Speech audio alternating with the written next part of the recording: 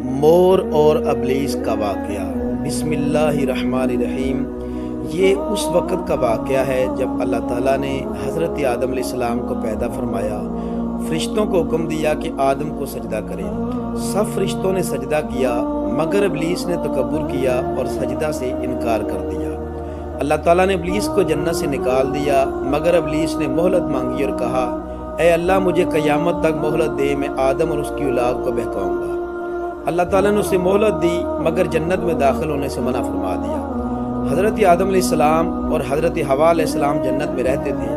جنت میں ہر طرف نعمتیں، امن، سکون اور خوبصورتی تھی۔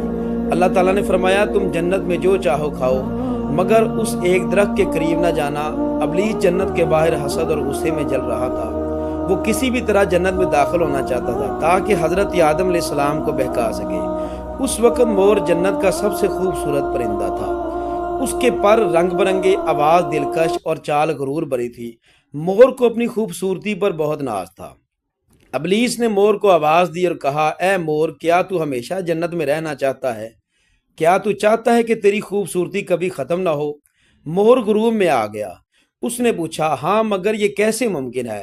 اسی وقت سانپ بھی وہی موجود تھا۔ اس زمانے میں سانپ بدصورت نہیں بلکہ ایک خوبصورت اور نرم جانور تھا۔ ابلیس نے سانپ سے کہا، اگر تو مجھے اپنے جسم کے اندر چھپا کر جنت میں لے جائے تو میں تمہیں ہمیشہ کی طاقت اور عزت دار دلا دوں گا۔ سانپ بھی لالچ میں آ گیا۔ مور اور سانپ دونوں نے ابلیس کی باتوں میں آ کر اس کی مدد کر دی۔ سانپ نے ابلیس کو اپنے جسم میں چھپا لیا اور مور کی مدد سے وہ جنت کے دروازے تک پہنچ گیا۔ یوں ابلیس چالاکی سے جنت میں داخل ہو گیا۔ ابلیس حضرت آدم علیہ السلام اور حضرت حوا علیہ السلام کے پاس آیا اور بڑے پیارے اور نرم لہجے میں کہا، کیا میں تمہیں وہ درخت بتاؤں جو ہمیشہ کی زندگی اور ایسی بادشاہت دے جو کبھی ختم نہ ہو؟ وہ بار بار وسوسہ ڈالتا رہا۔ آخرکار شیطان کے فریب میں آ کر حضرت آدم علیہ السلام اور حضرت حوا علیہ السلام نے اس درخت کا پھل کھا لیا۔ جیسے ہی انہوں نے پھل کھایا، جنت کی نعمتیں ان سے دور ہو گئی۔ اللہ تعالیٰ کو حکم آیا، آدم، کیا میں نے تمہیں اس درخت سے منع نہیں کیا تھا؟ حضرت آدم علیہ السلام فوراً رو پڑے، توبہ کی اور کہا، اے ہمارے رب، ہم نے اپنی جانوں پر ظلم کیا، اگر تو ہمیں معاف نہ کرے تو ہم نقصان اٹھانے والوں میں ہو جائیں گے۔ اللہ تعالیٰ نے حضرت آدم علیہ السلام اور حضرت حوا علیہ السلام کو زمین پر بھیج دیا اور ساتھ ہی مور اور سانپ کو بھی سزا دی گئی۔ مور سے اس کی خوبصورتی اور آواز چھین لی گئی۔